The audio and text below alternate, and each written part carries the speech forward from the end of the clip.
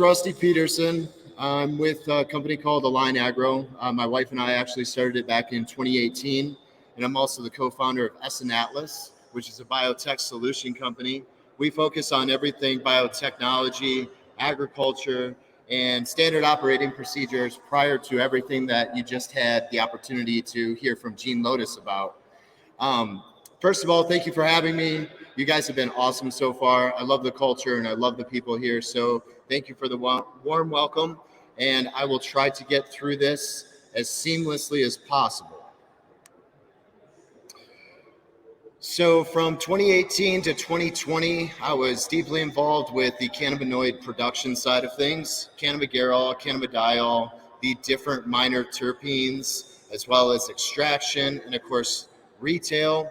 And we also did a lot of R&D, research and development into fiber and grain production. In the United States, as the passage of the Farm Bill came on in 2018, we had a lot of eyes were on more the CBD side of things. And being an avid scuba diver and traveler, I was very abreast and cognizant of the plastic waste and the ability for a lot of us to pass by convenience for sustainable options.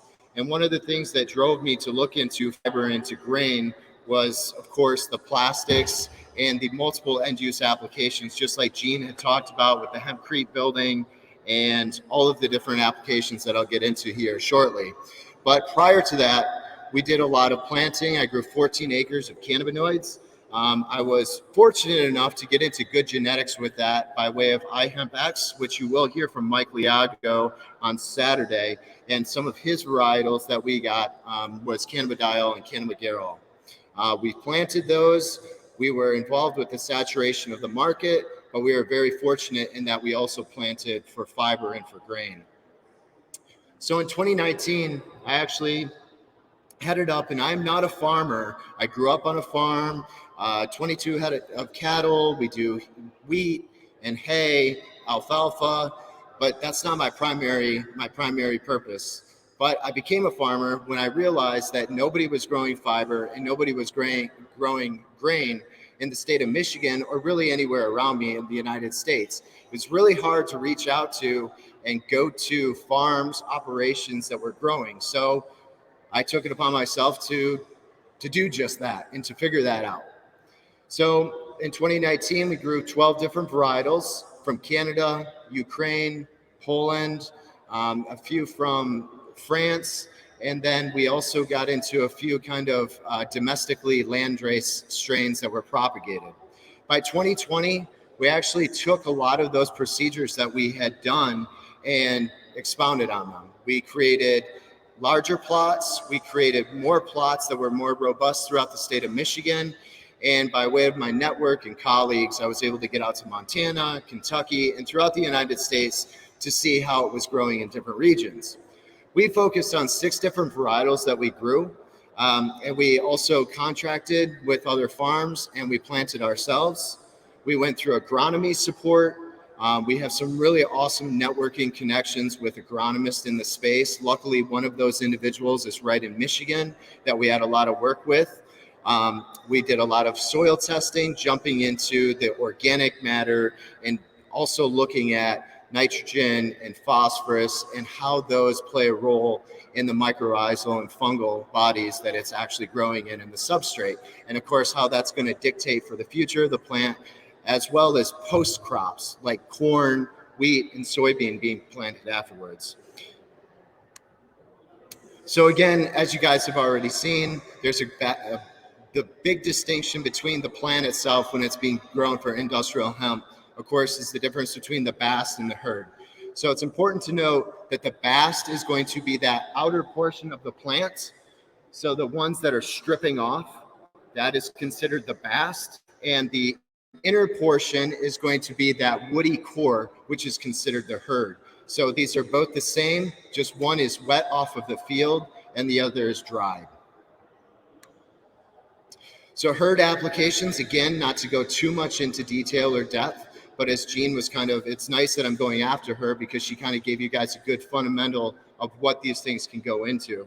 So hempcrete, animal bedding, cleaning absorbents, hemp wood, as she alluded to, insulation, and of course, high-grade paper. One of the things that I personally have used basically the hurd for is good, clean hurd. We have chickens, we have cows, and we have horses that we've been fortunate enough to try this on. And anecdotally, our self experience speaks volumes, right? There's a lot of papers out there. There's a lot of research. There's a lot of things that are put out there.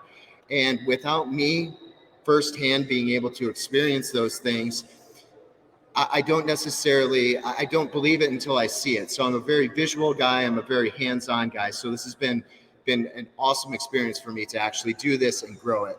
So we've used it in animal bedding, and what we saw lined up with a lot of the claims of it being twice as absorbent, it being pest and mold resistant, it being able to, last longer than other alternatives that are being used.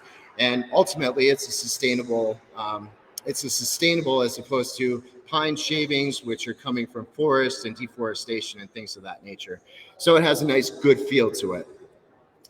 So of course the fiber is, as you guys have heard in other plastics, biocomposites are a very big part of what I personally and what my groups are focusing on. But of course, textiles, insulations, twine, rope, and upholstery, and of course, canvas. So back in the day, back in the 40s in the United States, World War II, canvas and rope was kind of the big mainstay for hemp, right? And so that's how it had a big traction. And you were actually, even if you had a certain amount of acreage, you were asked more told by the American government that you had to grow. It can't go by without mentioning biofuels, right? So that's a little bit over my head. I let the experts kind of be able to divulge into that, but I understand it to a certain degree, right? To understand that it comes from the cellulose mixtures and the fermentation and things of that nature. But again, our biomass that we're also growing is upstream from all of these things and could potentially be utilized in some of these applications. So it's definitely understanding when we talk about the buildings, when we talk about the non-wovens, when we talk about the biocomposites, one of the things that gets lost in this mixture is everything upstream.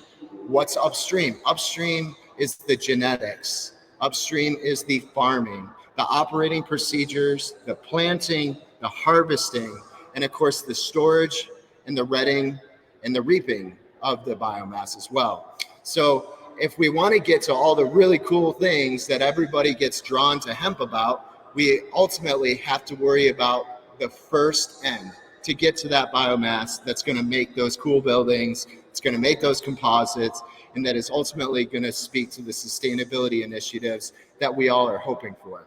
So really, the first thing is understanding the end use applications. For us personally, it's understanding where our material is going into. Is it going into hempcrete for buildings? Is it going into non-wovens for automotive? Is it going into bioplastics? And once we understand that, or textiles or what have you, and once you understand that, you can start down that path of, okay, now I can understand good genetics. Now I can understand the types of growing techniques. I can understand, is it going to be in the field for 70 days? Are we going to let it go to full maturity at 120 plus days? And once you start to understand these things, you come to your proof of concept. How does it work in crop rotations? How does it work in traditional cropping systems? The planting that is going to be going into this, is it going to be existing farmers that already have a basic understanding of how they farm? Or is it going to be a new farmer coming on board that is predicated on their love of what it can do? And so a lot of these things are important, because if you're going with a traditional farmer, you're kind of, in our situation, we were better off because we had individuals who already understood soil testing, they understood crop rotations, and they understood their soil. So if you're understanding your soil and you have that basic foundation, you're already ahead of the game. So, and then of course we just go right down the line, the retting, storage, processing, distribution, partnering with economies and industry was a huge thing for us. For me, it's all about spreading wealth and of course education And if I can work with others that foundationally share those same morals and that same vision, now 1 + 1 is 3 instead of 2. And it's reciprocated and everybody wins. So this is a collective thing for me. This isn't just a me, this is what we're doing. I work with the GHA. Mandy's sitting in the front here. She's absolutely amazing, bringing people together. I work with Mike, who's sitting back here. You'll hear him speak. Of course, with Cree and the group that's been here, we share information and we try to look out for one another. And that's what I'm trying to do for everybody here as well. So farmers first is what I'm getting at, right? So when we're jumping into this and understanding it, the biggest thing, this didn't update. I'm sorry, guys. Give me just. Oh no. Let me see if give me just 1 second because I want you guys to.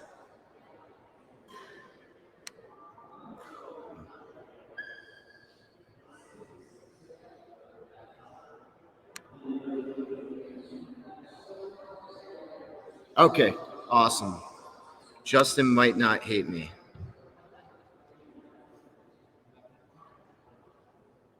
Okay, so now we're on track. So the first thing that we're going to be doing, right, is planting. And of course, before planting, we want to identify what genetics grow best in the region. For us in Michigan, we're almost up to Canada. Our genetics are going to be vastly different than what's going to grow good in Costa Rica. So there's your first thing, is understanding what genetics are going to go good in this region and for what end use application. Second is definitely going to be soil testing beyond that. What does your soil look like? Is it a sandy loam? Is it more sandy? Is it more clay? It doesn't necessarily like clay the best. So if you only have clay, maybe you should understand and make sure that the numbers work with your lower production volume that's going to happen there. Your seed bed preparation.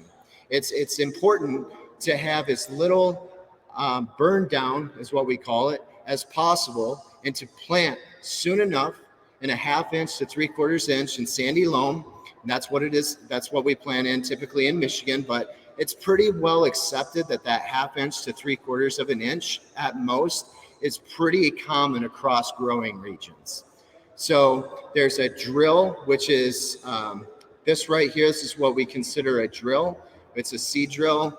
It's an old 1979 John Deere grain drill that we utilized. And then we also broadcasted, which is basically a fertilizer spreader that's self-driven that we actually combined with our fertilizer, and we just broadcasted it.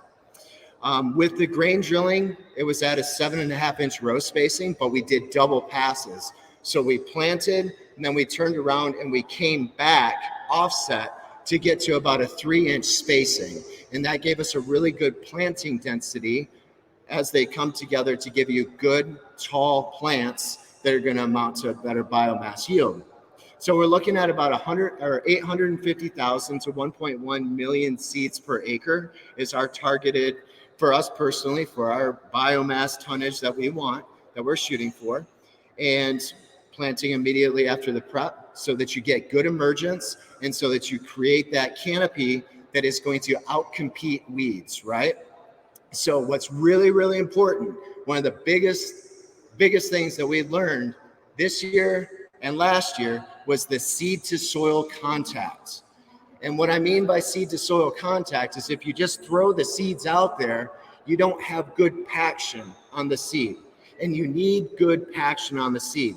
This is the biggest mistake that I saw most farms and operations make. They invested all this money into seed and everything, did good seed bed prep and planted, and they didn't get good seed to soil. Now, if you're drilling, you're at less exposure to that and you can mitigate against risk a little bit more. But again, to each his own. One of the things that we did for the planting is we broadcasted, and the reason that we saw such a good emergence and a good stand count with the broadcasting is because we actually, if I can pull this up here. So what we did, and I hope this isn't loud, guys, so watch your ears for a second. I'll turn off the volume if it is.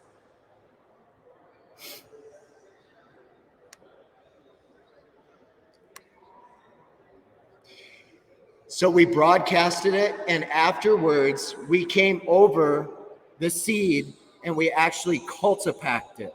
So we packed it down with this machinery, and that gave us really good seed to soil compaction. And the reason that we did it on this specific farm is because that was existing equipment that was on the farm. Our farmers didn't need to go out and spend a ridiculous amount of money on new equipment to do this, because this is first and second year planning. We need proof of concept. We need it to be successful. And then we can move on. We can show cash flow, and then we can infuse it into new equipment. This is the grain drill that we utilized. Simple grain drill, run of the mill. As you can see, we just ran it regularly and planted into a nice seed bed prep field.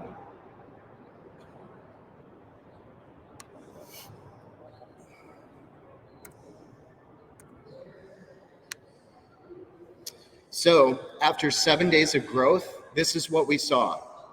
We saw a really good stand count. We saw some really good emergence. We saw a canopy that was starting to build on this. And this is what you want to see. You know, this type of growth, if it starts to go and starts to get a hold, it's going to start to outcompete any other weeds that are coming up. And in a little while, you're going to happen to see that there's nothing in your undergrowth. And that's super important, guys and ladies, because when you're coming and you're harvesting it, you don't want foreign material in your biomass. You don't want other weeds. You don't want other, non-hemp in your actual bales. So it's super important to have good canopy. This was after 3 weeks on that field that you see. Nice and windy out there. So only 3 weeks growth. The wind actually we saw was really helpful in space.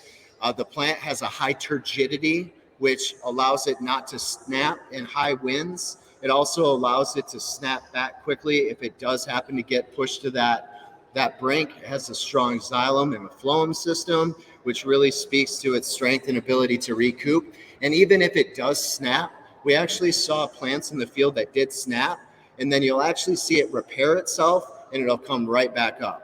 So as a risk mitigation tool, you don't have to worry too much or lose sleep if you get high winds coming across, knocking stuff over.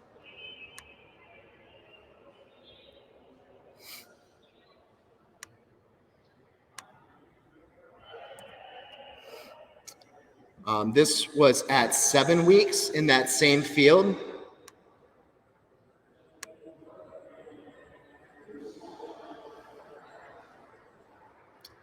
Had some really good growth on it, had some really good stand counts again that really spoke to that being able to come up really well.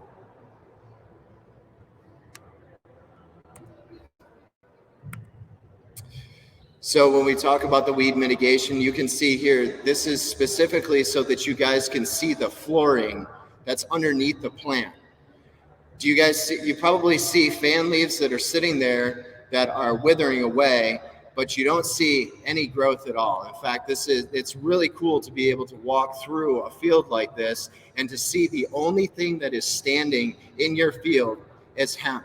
So when it comes time for the farmer to come and cut this down and bale it up, and they go and they're selling it or they're giving it to their processing and their manufacturer, they don't have to worry about any foreign material that's going into their end use applications. And this again speaks to the seed rate, right? If we're planting at a higher population that isn't too much and you get that good stand count, that's why planting density is super important. And again, I apologize for the American verbiage here in pounds and not meters and kilograms, but we planted, and what we saw best was about a 16 to a 20 plants per square foot was ideal for our operation. So of course, once you get to full height, you take your plant to maturity. What does that look like? What are the steps entail? And for us, there's several different ways, of course, to do this. And it's going to be dependent upon what resources you have available.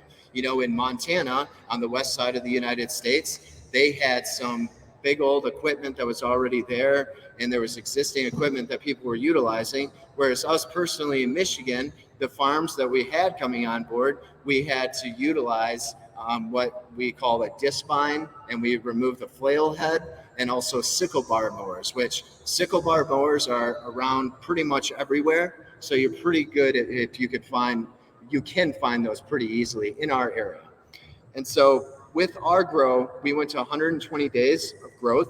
It was a Chinese varietal here that's going to be pictured in the next couple of photos and slides. We also grew the Biello Bersesky, which is a Polish varietal, and Ukrainian varietals. The last couple of videos that you saw was actually Biello Bersesky, and it performed really well. It performs well in our region.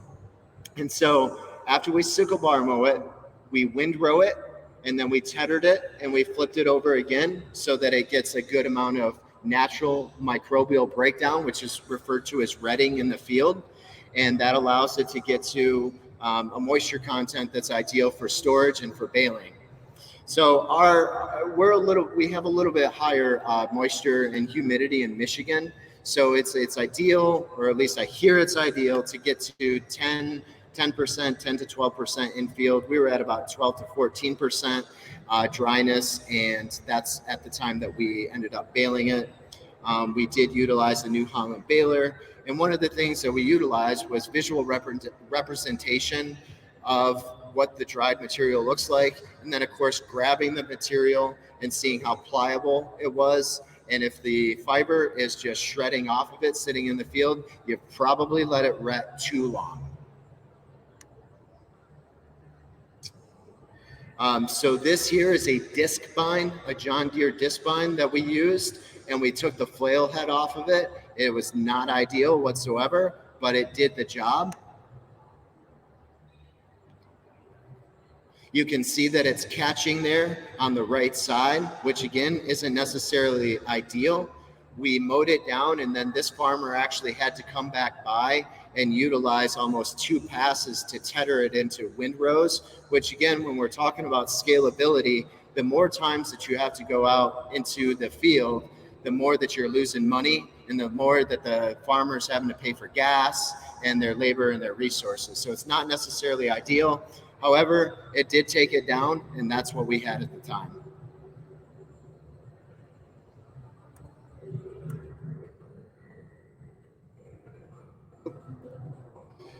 So again, after you've reaped it or cut it down, it goes through a dew redding process is what we utilize, which again is just the natural process in field for it to dry, like that of hay or alfalfa. And again, we flipped it, and to get it to that 12 to 14% moisture content. And again, this got us a more coarse fiber, and it got us quite a bit of that hurd, that inner woody core, at it was probably about a 70-30 split at that point, pressing a little bit more higher on the hurd side because we let it go to maturity for so long. The other type of redding is water redding, is typically used for textiles. It's not environmentally friendly. I don't have any personal experience with it, so I really can't speak to it beyond what I've read. And what I've read is basically what I put on this slide, which can take 2 to 3 weeks. It needs to be constantly monitored, and it's labor intensive, and it's environmentally taxing. Baling and storage. So again, the storage side of things and the baling side of things is one of those concepts that a lot of people in the CBD space, fortunately for us, that we experienced early on prior to going a little bit heavier on our acreage.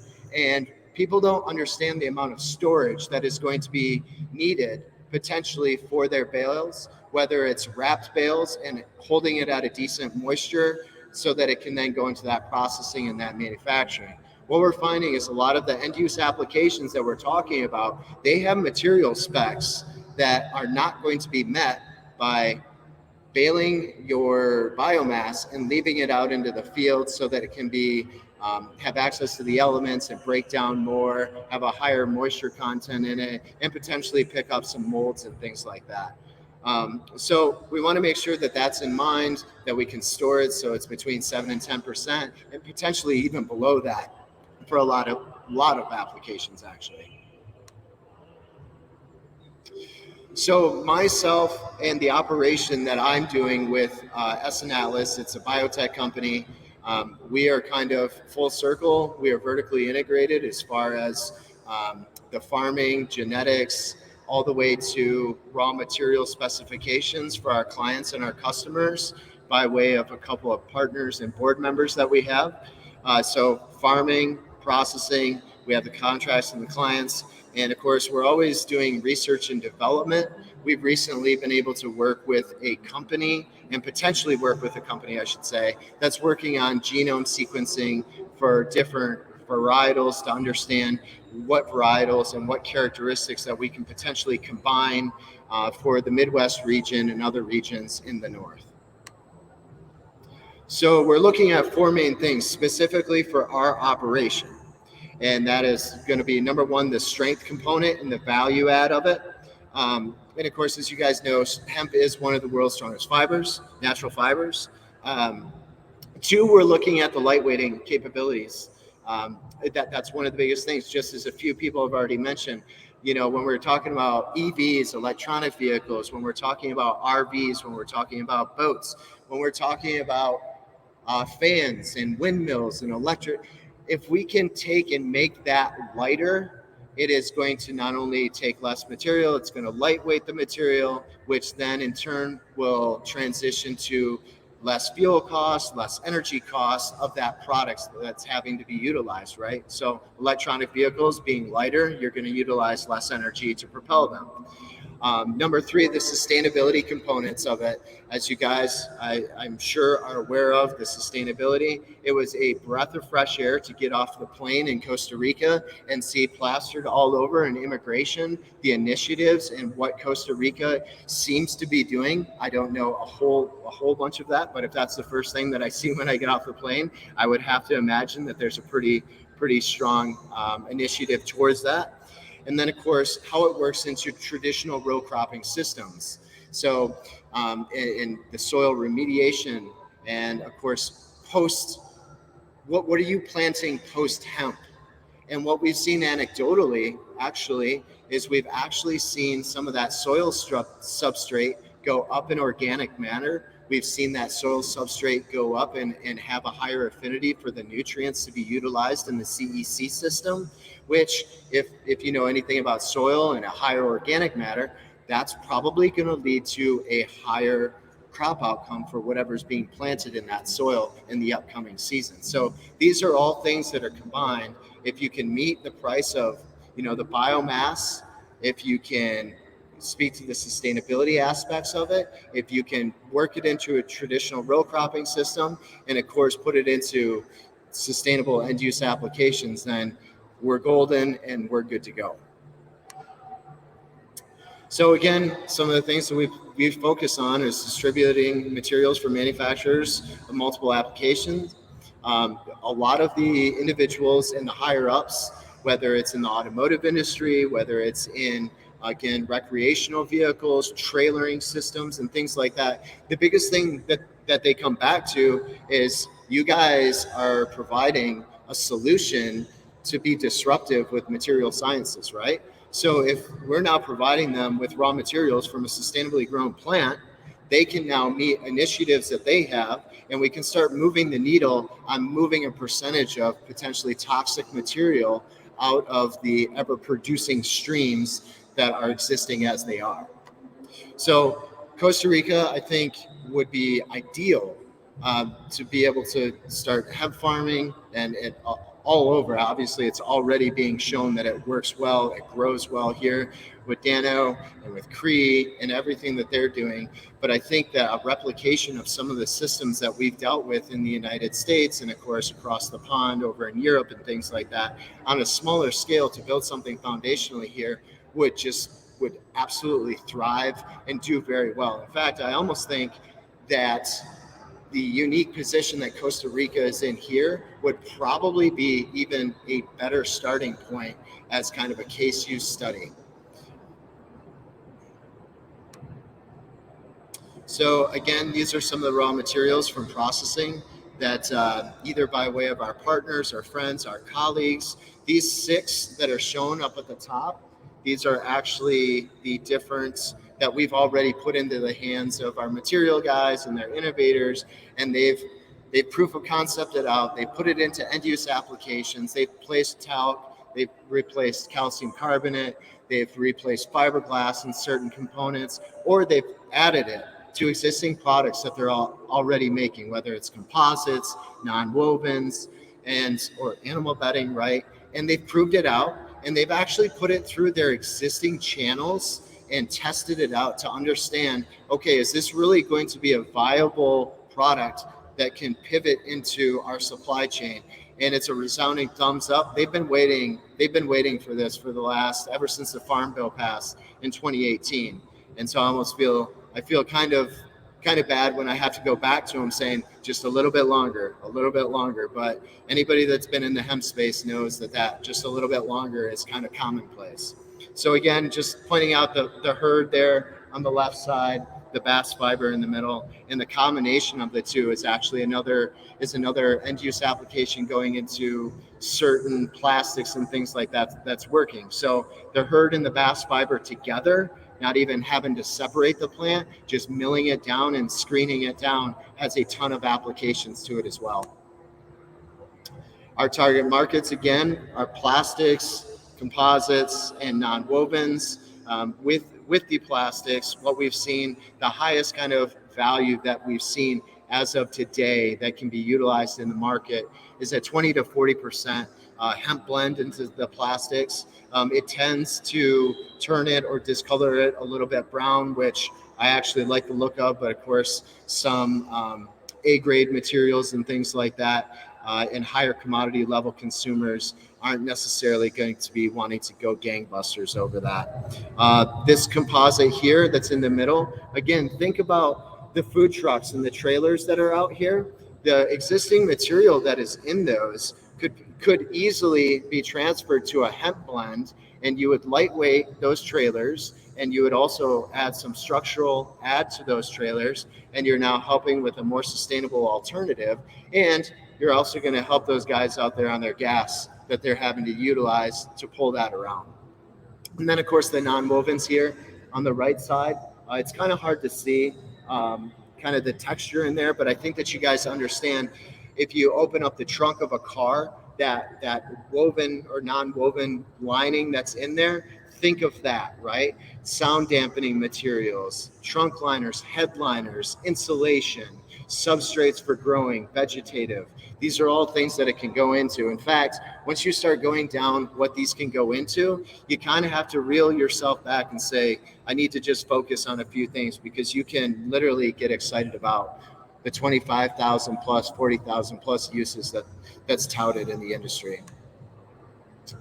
So just some examples, right, of the applications. These are not our applications, but these are taken from colleagues and friends in the space already, right? So as hempcrete has already been talked about, the upper left-hand corner, of course, door paneling and thermoforming and thermal molding. Again, everything from automotive, RV, just anything that can be formed can be. I mean, the speakers here, you know, it's formed. You could literally take out the percentage of whatever toxic material blend that you find is going to work for that, replace it with hemp, and you are now helping take that material that would be coming out in the future. You're taking that out of the supply chain. And of course, Legos, I'm not sure if you've heard the, Legos by 2030 or 2035, I think it is looking to transfer all of their plastics over to a natural fiber base, right? So that's pretty cool. And again, that's basically what I have for you guys. I find a lot of I get my fill when I can help other people out, or where I stumbled, or where I can help and help educate others. So please feel free to reach out. I'll be here over the next couple of days. So if you see me, want to chat a bit more, I'm all about it. I'd love to impart any wisdom that I can. And I just really appreciate you guys and the warm welcome that you guys have all given me. And here's to your guys' future. Like, you guys really have something, and you guys have a great region, and you guys definitely have the right attitude.